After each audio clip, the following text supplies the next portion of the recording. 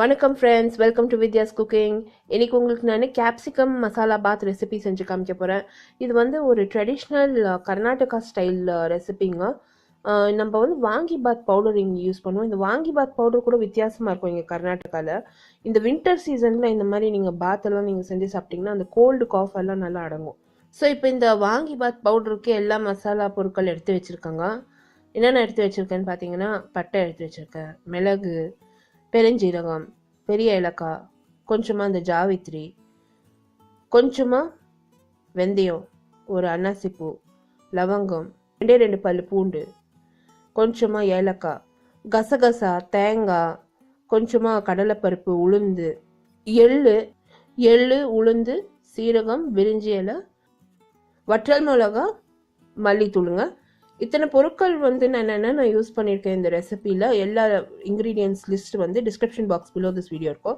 அப்படி இல்லைன்னா I card above this video நீங்கள் கிளிக் பண்ணிங்கன்னா என்னோட பிளாக் டைரக்ட் ஆகும். பிளாக்ல வந்து டீட்டெயில் ரெசிபி என்னென்ன இன்க்ரீடியன்ஸ் யூஸ் பண்ணியிருக்கேன் எல்லாமே நான் லிஸ்ட் பண்ணியிருக்கேன். லிங்க்ஸ்மே description box below this video இருக்கும். அப்படி இல்லைன்னா I card above this video நீங்கள் கிளிக் பண்ணிங்கன்னா என்னோட பிளாகுக்கு டைரக்ட் ஆகும். இப்போ மிதமான தீயில் ஒரு கடாயை வந்து ஹீட் பண்ணியிருக்காங்க. அதில் எல்லா பொருட்களும் ஒன்றா சேர்த்து நிதானமாக வறுத்துட்ருக்கேன். இந்த பொருட்கள் எல்லாமே நல்லா வறுபட்டுச்சுன்னா நீங்கள் வந்து நிறைய நாள் இது ஒரு பாக்ஸில் கூட போட்டு வைக்கலாம் ஃப்ரிட்ஜில். அப்படி இல்லையா நீங்கள் வந்து இமீடியட்டாக தயார் பண்ணனா கொஞ்சம் கொஞ்சமாக பொருட்கள் சேர்த்து நீங்கள் ஃப்ரை பண்ணிக்கலாம். எப்போவுமே எள்ளு பொரிஞ்சு அடங்கந்தும் எல்லா பொருட்களும் நல்லா ஃப்ரை ஆகிடுச்சின்னு அர்த்தம். இதை நல்லா ஆற வச்சு நீங்கள் மிக்சியில் சேர்த்து அரைச்சிங்கன்னா அதில் வந்து ஈரப்பதம் இருக்காது. நீங்கள் ஆற வைக்காத அப்படியே செஞ்சிங்கன்னா அதில் ஈரப்பதம் இருக்கும், நீங்கள் வந்து ஸ்டோர் பண்ண முடியாது. இப்போ மிக்சியில் சேர்த்து நல்லா பவுடர் வந்து தயார் பண்ணியிருக்காங்க. இந்த பவுடரை நீங்கள் ஒரு டப்பாவில் போட்டு ஃப்ரிட்ஜில் வச்சுக்கலாம். இப்போ நம்ம வந்து கேப்சிகம் பாத்துக்கு தேவையான ஐட்டம்ஸ் எல்லாம் நான் ரெடி பண்ணி வச்சுருக்கேன். இப்போ இந்த குடமிளகா பாத்துக்கு தேவையான பொருட்களெல்லாம் தயார் பண்ணி வச்சுருக்காங்க. குடமிளகா விதெல்லாம் நீக்கி காம்பெல்லாம் நீக்கி பெரிய பெரிய பீஸாக கட் பண்ணி வச்சுருக்கேன். 3 வெரைட்டி ஒரு 3 கலர் குடமிளகா யூஸ் பண்ண போகிறேன். சாதம் வடித்து எடுத்து வச்சுருக்கேன். சாதம் எப்பவுமே வடித்து ஆற வச்சாக்கா நல்லா பொலன்னு ஆயிடும். வெங்காயம் பொடியை நறுக்கி வச்சுருக்கேன், பச்சை மிளகா கீறி வச்சுருக்கேன், கருவேப்பிலை தேவைப்படும், கொஞ்சம் ஏலக்காய், சீரகம், பட்டை, கிராம்பு, பிரிஞ்சி இலை, நம்ம தயார் பண்ணி வச்சுருக்க மசாலா பொடி, கொஞ்சமாக மஞ்சள் பொடி, மல்லித்தூள், மிளகாய்த்தூள். நான் வந்து ஃப்ரோசன் பட்டாணி யூஸ் பண்ணுறேன். நீங்கள் பட்டாணினா யூஸ் பண்ணலாம், இல்லைன்னா விட்டுடலாம். நான் வந்து ஃப்ரோசன் பட்டாணி ஒரு 1/2 கப்பு சேர்க்க போகிறேன். இஞ்சி பூண்டு விழுது. ரொம்ப சிம்பிள் இன்க்ரீடியன்ஸுங்க. எல்லாமே வீட்டில் கிடைக்கக்கூடிய ஒரு பொருட்கள், நம்ம ஈஸியாக தயார் பண்ணுறோம். இப்போ முதல் வந்து ஒரு கனமான சட்டியை காய வச்சுருக்கேன். அதில் வந்து எண்ணெய் சேர்த்துருக்கேன், மிதமான தீயில் வச்சுருக்கேன்.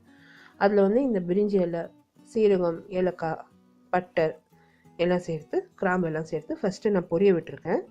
நல்லா பொரிஞ்சு அடங்கந்தும் அதில் வந்து பொடியாக நறுக்கியிருக்க வெங்காயம், கீரை வச்சுருக்க பச்சை மிளகா, கருவேப்பிலை, இஞ்சி பூண்டு விழுது சேர்த்துருக்கேன். சேர்த்து எல்லாத்தையும் ஒரு முறை நல்லா ஃப்ரை பண்ணிட போகிறேன். இந்த வெங்காயம் வந்து லைட் பிங்க் கலர் வர வரைக்கும் நல்லா ஃப்ரை பண்ணணுங்க. இப்போ இந்த வெங்காயம் நல்லா ஃப்ரை ஆனதும் இதில் வந்து நம்ம பட்டாணி சேர்த்துக்கணும். பட்டாணி எப்போவுமே முன்கூட்டி நம்ம நல்லா குக் பண்ணோம்னா அந்த பட்டாணியில் வந்து நல்லா டேஸ்ட் கூடும். மிளகாய்த்தூள், மஞ்சள் தூள், மல்லித்தூள் சேர்த்துருக்கேன். கொஞ்சமாக ஒரு 1/2 கப்பு அளவுக்கு தண்ணி விட்டு இந்த பட்டாணியை ஃபஸ்ட்டு சாஃப்டாக ஆகிற வரைக்கும் நல்லா வேக வச்சுட போகிறேன். நல்லா சாஃப்டாக இருக்கணும் சாப்பிட்றப்போ. ஸோ தண்ணி விட்டு மூடி போட்டு ஒரு 15 மினிட்ஸ் நான் நல்லா இது வேக வைக்கிறதுக்கு விட போகிறேங்க. இது ஃப்ரோசன் பீஸ் ஏற்கனவே வெந்திருக்கு. இந்த தண்ணி கூட இந்த பட்டாணிலேருந்து லைட்டாக வற்றணும், நிறைய தண்ணி இருக்கக்கூடாது. நல்லா இந்த பட்டாணி வெந்ததும் கொஞ்சம் மிதமான தீயில் வச்சு நல்லா வற்ற விட்டுடுங்க அந்த தண்ணியை. இப்போ தண்ணியெல்லாம் வற்றி மேலே அந்த எண்ணெய் வந்து மிதந்து வருது, பட்டாணி நல்லா வெந்திருக்கு. அந்நேரத்துக்கு நான் வந்து இந்த குடமிளகா சேர்த்துருக்கேன், உப்பு சேர்த்துருக்கேன். இந்த ரெசிபி இன் டீட்டெயில் என்னோட பிளாக்ல இருக்கு. பிளாக் லிங்க் வந்து description box below this video இருக்கும். அப்படி இல்லைன்னா I card above this video நீங்கள் கிளிக் பண்ணிங்கன்னா என்னோட பிளாகுக்கு டைரக்ட் ஆகும். The same recipe is also posted in YouTube English. YouTube English link கூட description box below this video post பண்ணுறேன். என்னை வந்து ரெகுலர் அப்டேட்ஸ்க்கு இன்ஸ்டாகிராம், ஃபேஸ்புக் அண்ட் ட்விட்டரில் வந்து லைக் பண்ணி ஃபாலோ பண்ணுங்கள். எல்லா லிங்க்ஸுமே description box below this video இருக்கும். இப்போ வந்து அந்த குடமிளகா அந்த உப்பு சேர்த்ததும் நல்லா ஃப்ரை பண்ண போகிறோங்க. குடமிளகாவில் நிறைய தண்ணி இருக்கும், நிறைய தண்ணி விட்டு வரும். அது இந்த மாதிரி தண்ணி விட்டு வந்ததும் ஹை ஃப்ளேமில் வச்சு அந்த தண்ணியை நல்லா வற்ற விட்டுடுங்க. இந்த குடமிளகா ரொம்ப வேக வைக்கிறதுக்கு போகாதீங்க. அது வேக வைக்கிறதுக்கு போனீங்கன்னாக்கா அந்த குடமிளகா நம்மளுக்கு வாயில் கிடைக்கிது. ஸோ அது வந்து தண்ணி நல்லா வற்ற விட்டுடுங்க ஹை ஃப்ளேமில் வச்சு. அது பிறகு வந்து நம்ம அதில் நம்ம செஞ்சு வச்சுருக்க மசாலா சேர்த்துக்கணும். அந்த மசாலா பொடி சேர்த்ததும் நல்லா ஒரு நிமிஷம் நல்லா ஃப்ரை பண்ண விடுங்க. அந்த எண்ணெய் மேலே மிதந்து வரணும். அந்த எண்ணெய் சைட்லலாம் விட்டு வந்துடுச்சுன்னா இந்த மசாலா ஃப்ரை ஆயிடுச்சுன்னு அர்த்தம். இந்த குடமிளகா ரெடியாக இருக்குது. எப்போவுமே குடமிளகா ரொம்ப குக் பண்ணாதீங்க. அது நல்லா க்ரன்ச்சியாக இருந்தால் நல்லாயிருக்கும் சாப்பிட்றதுக்கு. எஸ்பெஷலி இந்த ரெட்டு கலர் குடமிளகா, எல்லோ கலர் குடமிளகாலாம் வந்து அப்படியே சாப்பிட்லாம் நம்ம. ஸோ அப்படியே கட் பண்ணி நம்ம அப்படியே சாப்பிட்லாம், ரொம்ப நல்லாயிருக்கும். ஸோ இப்போ பார்த்தீங்கன்னா இந்த மசாலா சேர்த்து அந்த எண்ணெய் நல்லா மேலே மிதந்து வந்திருக்கு. இப்போ நான் வந்து ரைஸ் குக் பண்ணி வச்சுருக்கிறது வந்து நான் வந்து சேர்க்க போகிறேன். இந்த ரைஸ் வந்து குக் பண்ணிவிட்டு கொஞ்ச நேரம் நல்லா ஆற விட்டுடுங்க. பரவாயில்ல, ஒரு தட்டில் போட்டு நல்லா ஆற விட்டுடுங்க.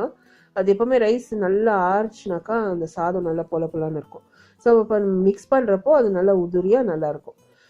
ஸோ பார்த்தீங்கன்னா அந்த சாதம் சேர்த்துருக்கேன். சேர்த்து நல்லா மிக்ஸ் பண்ணியிருக்கேங்க. மிக்ஸ் பண்ணி நான் பரிமாறிட போகிறேன். கொத்தமல்லி மல்லி இலை தூவி, பொடியாக நறுக்கின மல்லி இலை தூவி, கொஞ்சமாக எலுமிச்சம்பழம் சாறு புழிஞ்சு நான் பரிமாறிட்டேங்க. ரொம்பவே அருமையாக வந்தது. எல்லா links to my blog and social media வந்து பிலோ திஸ் வீடியோ போஸ்ட் பண்ணுறேன். இந்த ரெசிபி வீடியோ நீங்கள் பார்த்து என்ஜாய் பண்ணிங்கன்னா எனக்கு ஒரு தம்ஸ் அப் கொடுத்து சப்ஸ்கிரைப் பண்ணுங்கள். உங்களை அடுத்த புதிய ரெசிபியோட மறுபடியும் சந்திக்கும் வரை this is your Vidyalakshmi. Thank you so much for வாட்சிங். பை.